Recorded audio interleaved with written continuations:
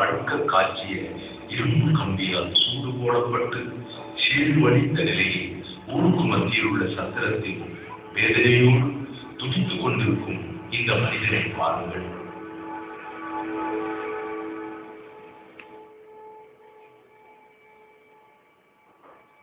கிராமத்தில் cholera, malaria, காலாஜா போன்ற கொடிய நோயினால் ஜனங்கள் கூட்டம் கூட்டமாக சாகும்போது அந்த கிராம மக்களை காக்க ஒரு மனிதனை இப்படி கோரமாக 32 இடத்தில் சூடு போட்டு கிராமத்தின் சாபத்தை அவன் தலையில் சுமத்துகிறானா இந்த மந்திரவாதி. மந்திரவாதிகள் கொண்டு வருகிறார்கள்.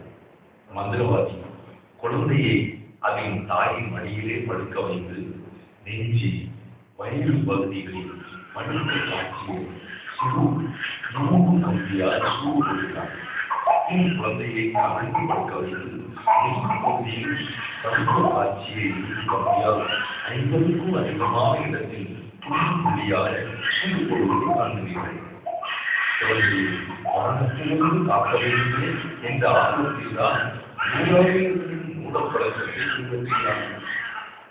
அன்று அவர்கள் பெற்றோருக்கு குழந்தைகள் 10 கூட நினைப்பது அறிவு.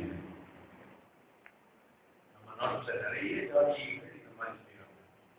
அருணாச்சல பிரதேஷ், ஜார்க்கண்ட், பீகார், ஒடிசா நிறைய மாநிலத்துல கிராம மக்கள் அவங்களுக்கு தெரியாது. அவங்களுக்கு அங்க ஹாஸ்பிட்டல் கிடையாது, டாக்டர் கிடையாது. அவங்களுக்கு வைத்தியரே மந்திரவாதி தான். நூற்றாண்டு காலமா பழக்கம்னு அந்த கட்டுக்கொம்பிக்கு பிறகு இந்த கட்டுக்கொம்பியை ஒரு பெரிய ஓட்டுல நெருப்புக்குள்ள வச்சிருப்போம். கட்டுக்கொம்பி அந்த கம்பியை எடுத்து வயிற்றுல புள்ளியா வைக்கணும், முதுகுல வந்து புள்ளியா வைக்கணும்.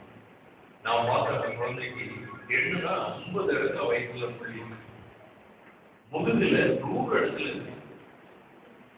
எப்படி அந்த குழந்தை என்ன ஆகணும்?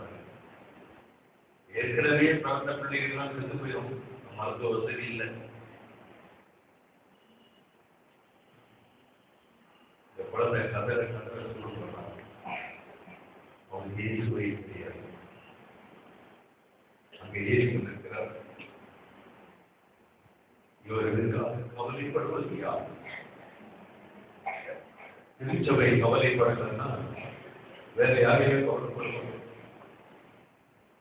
அரசாங்கம் ஏன் இதை கவனிக்கலன்னு சொல்லி சிலர் பேசுவாங்க. கடவுளை பெற்றவர்களே, கடவுளை கணித்துக் கொண்டவர்களே அக்கறை இல்லைன்னா இப்படிப்பட்ட மக்களை குறித்து கர்சனைப்படுவது யார்? பிறக்கிற பிள்ளையில 10 பிள்ளை பிறந்துச்சுன்னா ஒரு தாய்க்கு 9 பிள்ளை செத்துக்கும். ஏதோ ஒன்று தப்பி தவறி கிடைக்கும்.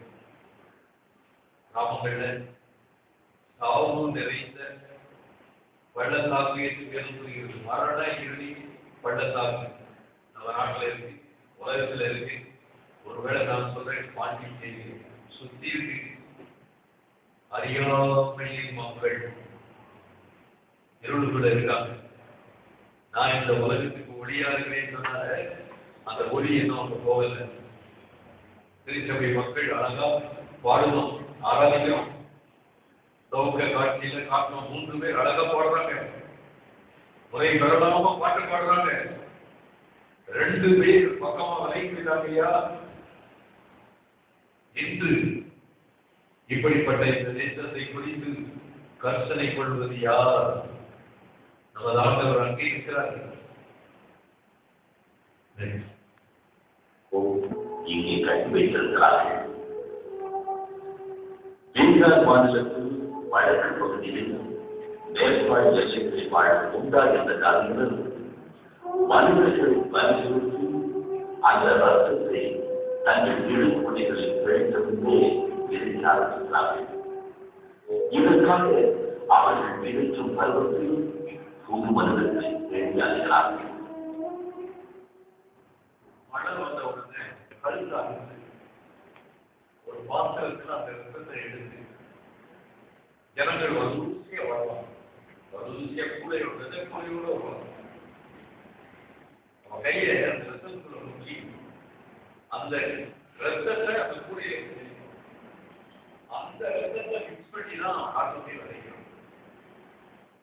இந்த பழக்கம் நம்ம தேசத்துல பல நூற்றாண்டு காலமா மனுஷனை மதிப்படுத்து அந்த ரத்தத்தை விதையில மிக்ஸ் பண்ணி காட்டுல விதைக்கிற பழக்கம் இன்னைக்கு நம்ம தேசத்துல அறியாத வேத வசனத்தை உள்ளாக பார்க்கும்போது நம்ம